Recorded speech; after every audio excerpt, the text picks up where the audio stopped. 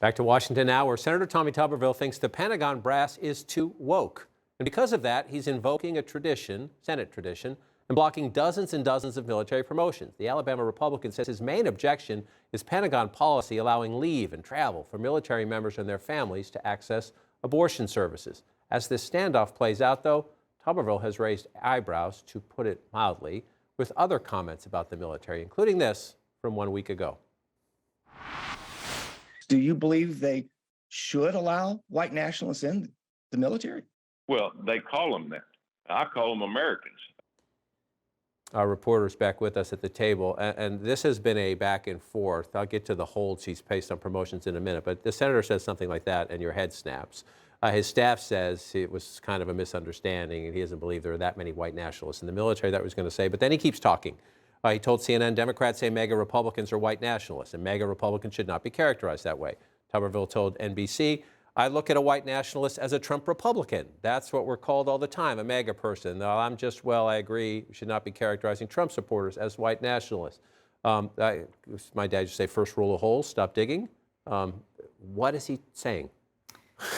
I'm not sure. We can explain what he's saying. But this isn't the first time that Tuberville has made comments that have been concerning. Back in the fall, he made comments about reparations and connecting black people to crime that a lot of black leaders in Alabama called for him to address. So this, I'm not going to say it's a pattern, but we have heard things like this before from Senator Tuberville. When it comes to the issue of holding up some of the Pentagon nominees, I'm interested to see how much backlash he gets within his own party. We know that Senator McConnell said that he does not agree with Tuberville holding back these nominees. But then if you look at Tuberville, he really doesn't have any incentive to stop what he's doing because he's not seeking, re-election for a while. He is from a deeply conservative state in Alabama. I was a political reporter there for about 5 years. I don't think he is losing anything right now with his own constituents, but it will be interesting to see if these comments continue on and how the people in Alabama address them, and also his own party. And again, this is dozens and dozens and dozens of promotions, lieutenant generals to bigger generals, up the chain. And Lloyd Austin, the Secretary of Defense, in a letter, simply irresponsible, harms America's national security, will breed uncertainty and confusion, unnecessary and unconscionable burdens on military families, a perilous precedent. Here's my question. The President of the United States is a former senator, obviously, for 4 decades. He respects the Senate tradition where any one senator can put a hold on things. But at what point does President Biden go to the Rose Garden with Secretary Austin and maybe some of these people waiting for promotions and say enough? It's interesting. Senator Elizabeth Warren has really been leading the effort by Democrats on this. Obviously, the Senate Majority Leader Chuck Schumer has talked about it as well. This is a just flip things for a minute. If a Democrat was doing this to Republicans always kind of taking the national security, using it as a beneficial political issue for them, election after election after election, would absolutely kill them politically over this issue. And I think it's low-hanging fruit to some degree.